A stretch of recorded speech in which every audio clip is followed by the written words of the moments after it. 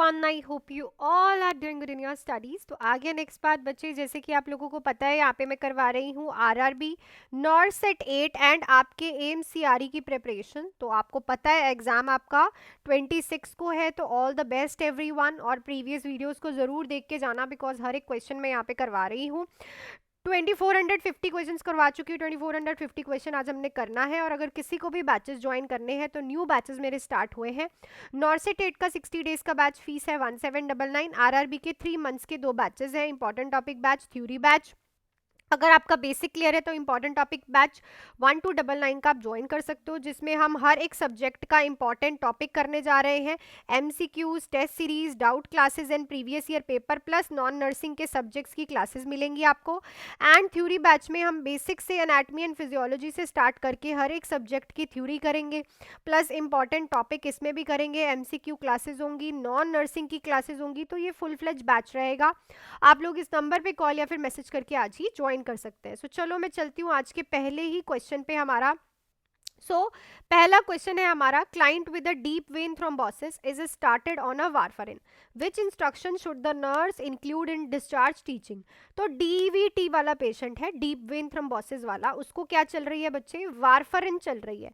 तो इनमें से क्या इंस्ट्रक्शंस आप इंक्लूड करोगे डिस्चार्ज टीचिंग में?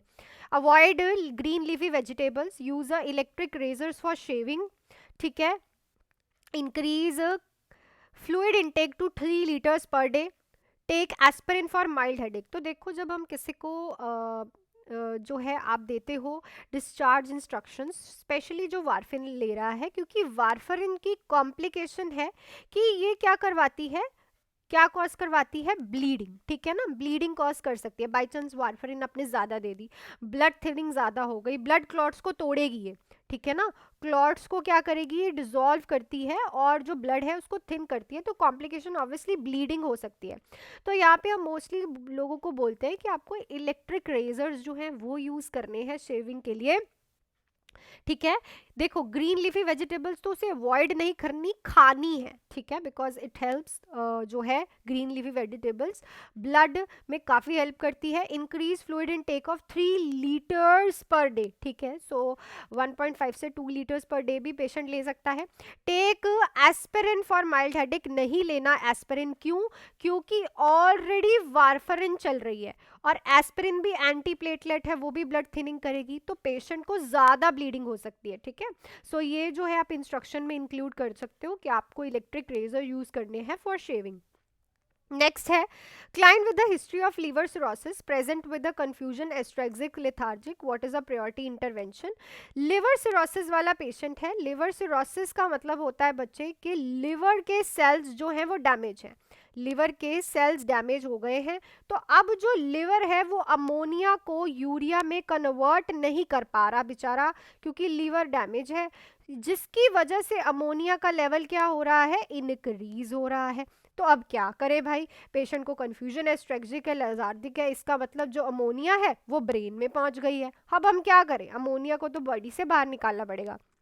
Administer IV glucose, restrict fluid intake, give lactolose, presence of, prepare for paracentesis. तो ऑब्वियसली हम लैक्टोलूज देंगे। लैक्टोलूज क्या करेगा, थ्रू द स्टूल्स क्या निकाल देगा, अमोनिया जो गैस है उसको बाहर निकालने में हेल्प करेगा, और जो ये ब्रेन तक अमोनिया पहुंच गई है, अपने आप ही सिम्टम्स जो है वो सबसाइड हो जाएंगे।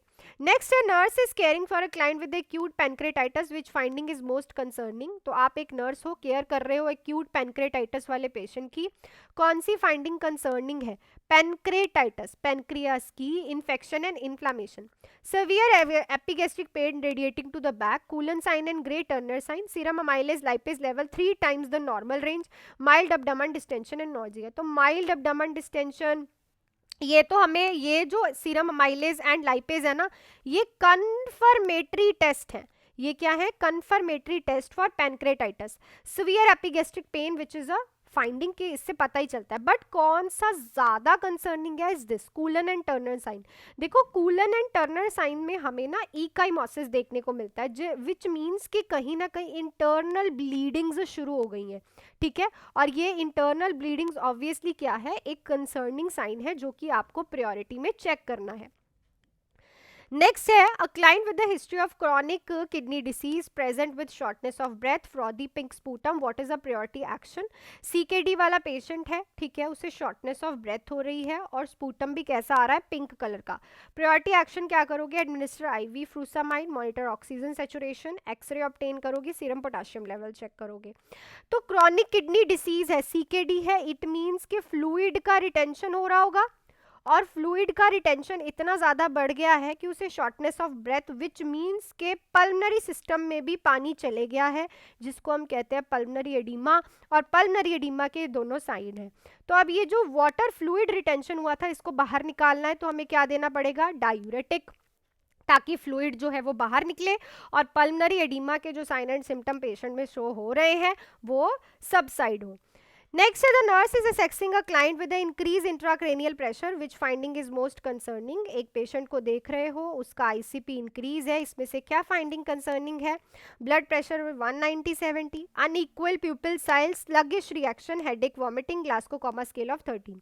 ग्लास्को कॉमा स्केल ठीक है, blood pressure according to ICP ठीक है, headache and vomiting is a main sign and symptom और common sign and symptom of ICP increase. पर अगर किसी के जो अनइक्वल प्यूपिल साइज है एंड स्लगिश रिएक्शन है, ये क्या शो कर रहा है, ब्रेन स्टेम का आईसीपी इंक्रीज होने की वजह से हर्निएशन हो गया है। देखो आईसीपी की ये लीस्ट कॉमन और रेयर कॉम्प्लिकेशन है, ब्रेन स्टेम का हर्निएशन हो जाना। और अगर किसी का ब्रेन स्टेम का हर्निएशन होता है ड्यू टू इंक्रीज आईसीपी तो हमें अनइक्वल प्यूपिल साइज जो है वो मोस्टली देखने को मिलता है, ठीक है। तो अगर आपको ये दोनों सिम्टम्स देखने को मिल रहे हैं then you have to be very sure, clear। next है client receiving chemotherapy report nausea and vomiting, which intervention is most effective।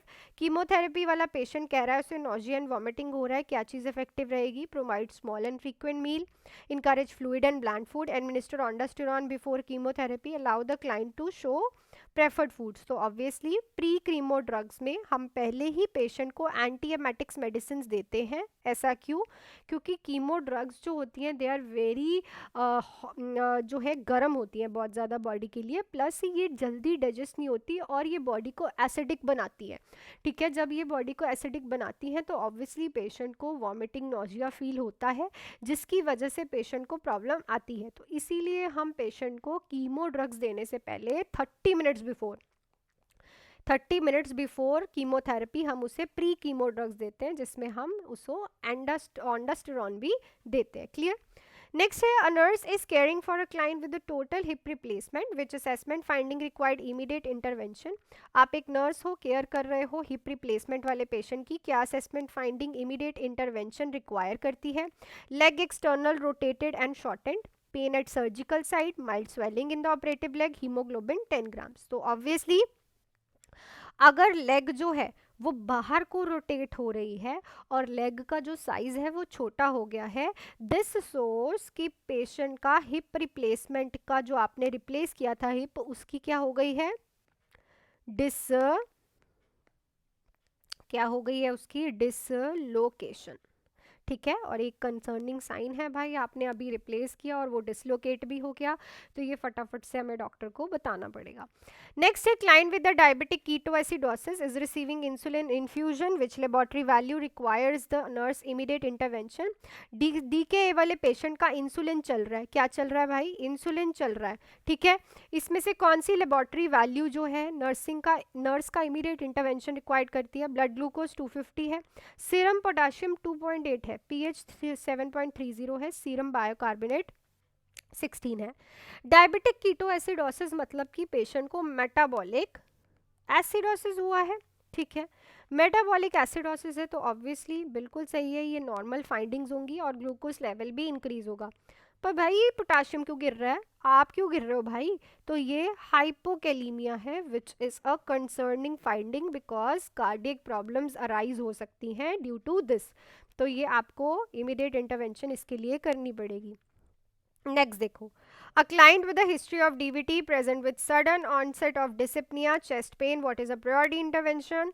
DVT वाले पेशेंट को शॉर्टनेस ऑफ ब्रेथ हो रही है, डिस्पनिया हो रहा है, ठीक है, प्लस चेस्ट पेन हो रही है, क्या करोगे मैम, ये तो इशारा कर रहा है कि पेशेंट को एम्बुलाई बन गया है पल्मनरी, तो अब हम क्या करें, प्रायोरिटी में ऑक्सीजन दे दें, check D डीमर level, heparin start करें, ऑब्टेन ईसीजी। तो सबसे पहले दो ऑक्सीजन, शॉर्टनेस ऑफ ब्रेथ को कॉन्क्लूड करो, ठीक है, उसका कॉन्क्लूजन निकालो, तो उसको लगा दो ऑक्सीजन, जिससे पेशेंट को रिलीफ मिले। नेक्स्ट है the nurse is caring for a client with the Guillain Barre syndrome which assessment finding is most concerning. तो गुलियन बैरन सिंड्रोम आजकल बहुत फेमस भी है, क्योंकि पुणे के कुछ एरियाज में ये बहुत जल्दी स्प्रेड हो रहा है।